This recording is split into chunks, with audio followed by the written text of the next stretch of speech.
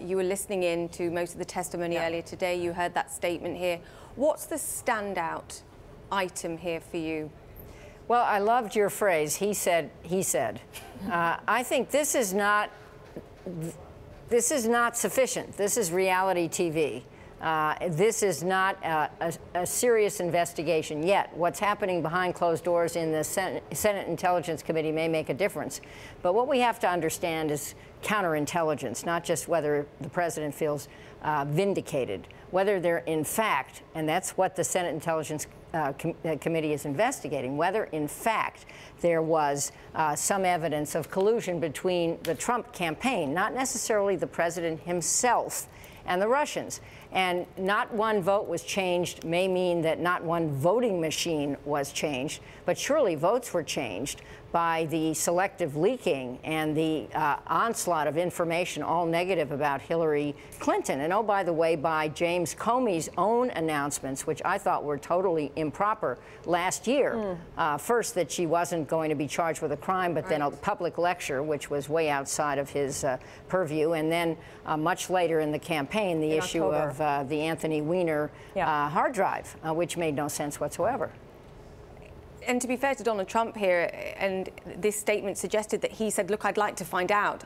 I'd like to know what happened here. And if there are people in my satellite, in my region that actually are involved here, then I'd like to know that too. I just want to ask you, based on what you were just saying there, though, about Hillary Clinton, do you think that James Comey had discredited himself even before this happened?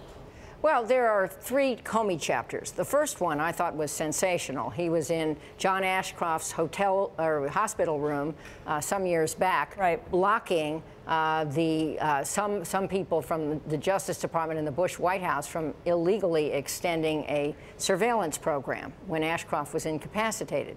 I gave him high marks for that. I said that last year, his actions 3 times I thought were way outside his purview and not professional. This year, Comey 3, mixed bag is my own reaction to this. But again, let's keep our eye on the ball. What do we care about here? I think we care about whether there is a counterintelligence problem and whether there was collusion between the Trump campaign and the Russians, and we'll find out those answers from Bob Mueller. But I do want to say one nice thing about the Senate Intelligence Committee. I thought by and large the hearing was extremely professional, not partisan.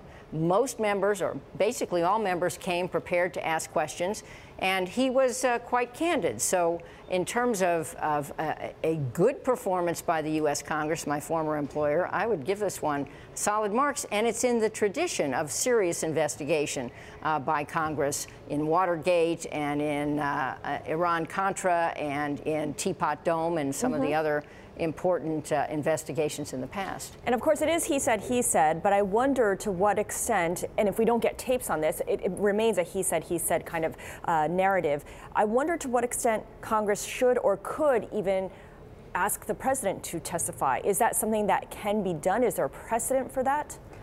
I don't think so. I've never heard of that, and I'm not sure where that would go. I think that if for any reason, and there is no reason this minute, the president is prosecuted for some problem, it's unclear while he's president whether he can be indicted and prosecuted. But if he were to be, he then could possibly be interviewed. He also would have constitutional rights to claim to invoke the Fifth Amendment. So I think it's important that Julia remind us that the Senate is investigating whether there's evidence of collusion between the Trump campaign and Russia leading up to the election. But I wonder to what extent this investigation has widened into something else. Is it now an investigation into the president's conduct, which may have been improper or inappropriate, but not necessarily illegal? Is it an investigation into James Comey's leaking, as Mark Hasowitz has suggested?